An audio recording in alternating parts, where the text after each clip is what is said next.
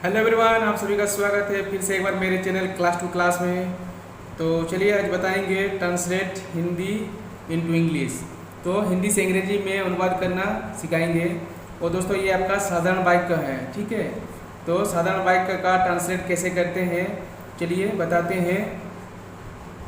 तो दोस्तों यहाँ पर जैसे कि मैं एक शिक्षक हूँ, यह एक गाय है, वह एक बैल है, ठीक है। ये सब क्या है, साधारण वाक्य है। तो ये सब दोस्तों सब बेसिक ट्रांसलेशन है। अगर बेसिक ट्रांसलेशन दोस्तों आप लोग नहीं जानते हैं तो प्लीज़ वीडियो पर बने रहें और वीडियो को अंत तक देखें। और अगर आप नए हैं तो प्लीज़ दोस्तों लाइक और सब्सक्राइब करके जाइए। बस आपसे एक ही रिक्वेस्ट करते हैं, लाइक और सब्सक्राइब का। तो चलिए एक एक करके ट्रांसलेट बनाते हैं और आपको समझाते हुए बनाएंगे, ठीक है। जैसे कि मैं एक शिक्षक हूँ, तो इसका ट्रांसलेट क्या होगा। तो इसका होगा दोस्तों यहाँ पर जैसे कि मैं का आपका हो गया आई, और आई के साथ क्या लगता है, एम लगता है। ये सब्जेक्ट, ये वर्ब है। यहाँ पर हूँ का एम हो गया आई एम, और एक शिक्षक तो a teacher, TEACHER teacher full stop. मैं एक शिक्षक हूँ, आई एम अ टीचर। चलिए नेक्स्ट, यह एक गाय है। तो यह एक गाय है, इसका क्या होगा, यह का दोस्तों दिस होगा। तो यहाँ पर हम लोग लिखेंगे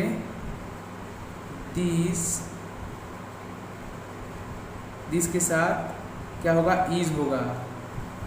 दिस इज, जैसे यह का दिस, है का इज, और एक गाय तो a cow, COW cow full stop.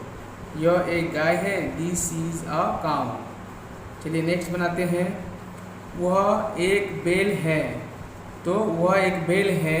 तो दोस्तों यहाँ पर समझने वाली बात है, वह का ही हम लोग लिखते हैं। तो यहाँ पर ही नहीं लिखेंगे, यहाँ पर हम लोग लिखेंगे दैट, THAT,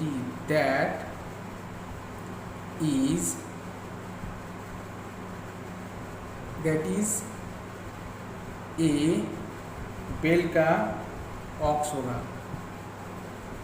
तो दोस्तों दैट इज अ ऑक्स। तो ये आपका ट्रांसलेशन सही है, सही नहीं है, क्योंकि यहाँ पर OX है। तो यहाँ पर आगे वॉयल है, तो वॉयल रहने से यहाँ पर दोस्तों एन का प्रयोग होना चाहिए, ठीक है। इसलिए यहाँ पर एन का प्रयोग हो गया। तो चलिए नेक्स्ट। तो दोस्तों आप लोग से थोड़ा हम क्षमा प्रार्थी हैं, क्षमा मांगना चाहते हैं, क्योंकि वीडियो बनाते वक्त थोड़ा टेक्निकल एरर हो गया था, जिसके कारण रिकॉर्ड नहीं हो पाया। तो चलिए एक एक करके हम बता देते हैं, ठीक है। जैसे कि वो चोर है, दैट इज थीफ। तो दैट का प्रयोग दोस्तों हम लोग कहाँ करते हैं, और दिस का प्रयोग ये हम बताते हैं आपको। दूर के वस्तुओं के लिए हम लोग दैट का प्रयोग करते हैं, ठीक है। जैसे वो चोर है, तो यहाँ पर ही ना लिख के हम लोग दैट लिखे हैं, दैट इज थीफ, ठीक है। तो दूर के वस्तुओं के लिए हम दैट का प्रयोग करते हैं, और नज़दीक के वस्तुओं के लिए हम लोग दिस का प्रयोग करते हैं। जैसे यहाँ पर बनाए हैं, यह एक गाय है, दिस इज अ काउ। तो नज़दीक के वस्तुओं के लिए हम लोग दिस का प्रयोग करेंगे, और दूर के वस्तुओं के लिए हम लोग दैट का प्रयोग करेंगे, ठीक है। तो जैसे दैट इज थीफ, वह मोहन है। तो वह मोहन है, तो यहाँ पर ही ना लिख के दैट इज मोहन लिखे, ठीक है। तो ये हम लोग लिख सकते हैं। तो नेक्स्ट, यह एक घोड़ा है, यह एक घोड़ा है। तो यहाँ पर देखिए दिस इज अ हॉर्स। तो यह घोड़ा है, तो नज़दीक के लिए हम लोग दिस का प्रयोग किए, तो दिस इज अ हॉर्स। जैसे यह एक अंडा है, तो यह एक अंडा है, तो दिस इज एन एग। तो यहाँ पर हम लोग दिस इज का प्रयोग इसलिए किए क्योंकि यह नज़दीक में है, और यहाँ पर एन का प्रयोग इसलिए हुआ क्योंकि एग है, तो बॉयल है आगे, ठीक है। तो AEIOU रहने से हम लोग ए के जगह एन लिखते हैं। तो यहाँ पर हम एन लिखे हैं, तो दिस इज एन एग, ठीक है। तो चलिए नेक्स्ट बनाते हैं।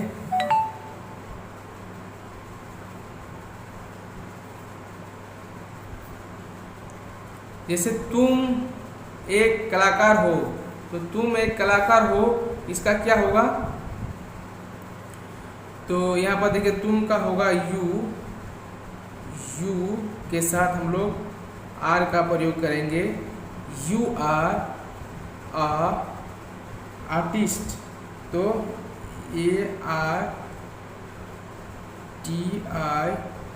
ARTIST artist, full stop. तो यहाँ पर यू आर आ आर्टिस्ट, ये आपका सही है, ये भी सही नहीं है क्योंकि यहाँ पर ए वॉयल है तो यहाँ पर एन होना चाहिए। ठीक है, ये आपका सही हुआ। तो चलिए नेक्स्ट बनाते हैं। जैसे वह सीता है तो वह हम लोग यहाँ पर दैट का प्रयोग करेंगे। तो दैट इज, यहाँ पर सी हो सकता था लेकिन हम लोग यहाँ पर दैट का प्रयोग किए। ठीक है, तो that is Sita, SITA Sita, full stop. वह सीता है, दैट इज सीता। मैं मदन हूँ, तो मैं मदन हूँ, तो यहाँ पर सब्जेक्ट में आई के साथ M, I am Madan, MADAN Madan. मैं मदन हूँ, आई एम मदन।